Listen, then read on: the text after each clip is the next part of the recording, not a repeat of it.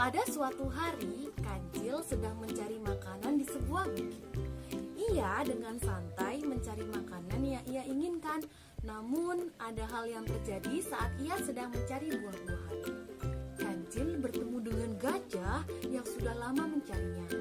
Dengan raut wajah yang kesal, gajah itu menghampiri Kancil yang kini tidak bisa kabur kemana-mana. Si Kancil pasrah dan tidak bisa menghindari gajah yang kini sudah ada di hadapannya. "Hei Kancil, akhirnya aku menemukanmu. Sudah lama aku mencarimu yang selalu saja membuat ulah dan selalu saja membuatku marah. Kini aku menemukanmu dan aku akan membunuhmu," kata gajah dengan muka marah. "Wahai gajah, maafkan aku. Maafkan segala kesalahanku. Aku berjanji tidak akan mengganggumu lagi dan aku tidak akan berulang lagi," Kancil memohon. "Aku tidak akan melepaskanmu dan tidak akan termakan kebohonganmu lagi. Aku akan segera membunuhmu, Kancil." Gajah sudah siap untuk menerkam dan membunuh si Kancil. "Stop gajah, kamu harus mendengarkan dulu penjelasanku. Kamu harus tahu dulu ceritaku. Ini sangat penting, ini terkait denganmu." "Apa?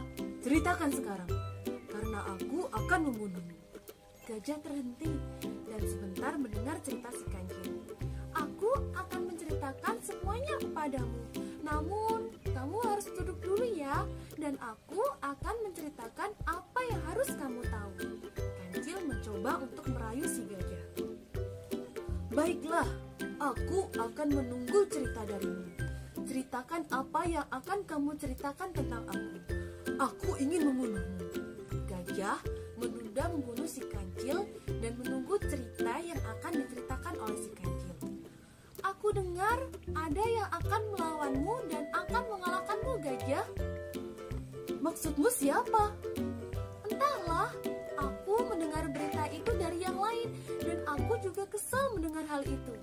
Si Kancil mulai akan mengambil hati si gajah. "Siapa yang akan mengalahkanku? Kalau kamu mengizinkan, aku akan mencarinya dan aku akan membawa dia di hadapanmu. Bagaimana?" Kancil pun mulai merayu si gajah. Gajah yang sedari tadi mendengarkan Kancil sedikit ragu dengan apa yang dikatakan oleh si Kancil. "Apa kamu akan mengelabuiku dan kabur, Kancil?" "Tidak, gajah. Aku benar-benar akan mencarikan siapa yang menentangmu dan berusaha untuk mengalahkanmu." "Bagaimana aku bisa mempercayaimu?" tanya gajah. "Aku janji, aku akan bertemu denganmu esok dan membawakan siapa yang menentangmu dan berusaha untuk mengalahkanmu, gajah. Setelah itu, aku siap untuk dibunuhmu kapanpun." Gajah yang mendengar kalimat Kancil berusaha untuk mempercayai apa yang dibicarakan oleh si Kancil. "Baiklah, aku akan menunggumu mencari siapa yang akan mengalahkanku dan menentangku.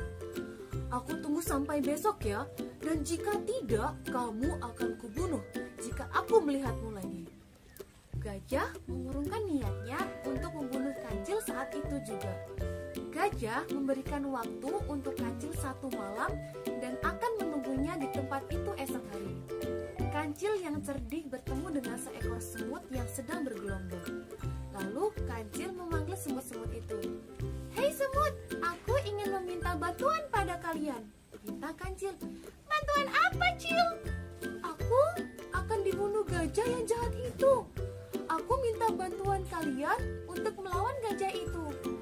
"Sebenarnya kami ingin membantu kamu, Cil, karena kami juga kesal sekali pada gajah yang pernah menginjak-injak kami sehingga banyak teman kami yang mati. Tapi bagaimana bisa kita melawan gajah yang besar itu? Kita semua kecil-kecil." Semut sedih. "Kalian tidak perlu takut. Walaupun kita kecil, kita masih bisa melawan dia bersama-sama." Kancil menyemangati para semut-semut.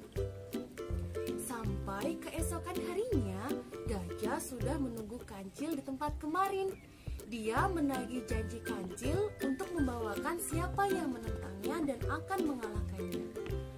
Setelah sekian lama gajah menunggu kancil, akhirnya datang dengan membawa segerombol semut si kancil tersebut. Semut-semut itu langsung menyerang gajah dan masuk kepada kepala gajah dengan menggerogoti otak si gajah hingga mati. Gajah yang malang, dia yang memiliki rasa dendam terhadap kancil, malah mati karena kecerdikan kancil dan dendam semut-semut yang pernah disakitinya. Nah, itu adalah cerita dongeng gajah dan semut yang bisa kamu petik positifnya. Dendam hanya akan membawa malapetaka untuk diri kita sendiri. Jadi, jangan pernah memiliki dendam untuk siapapun ya.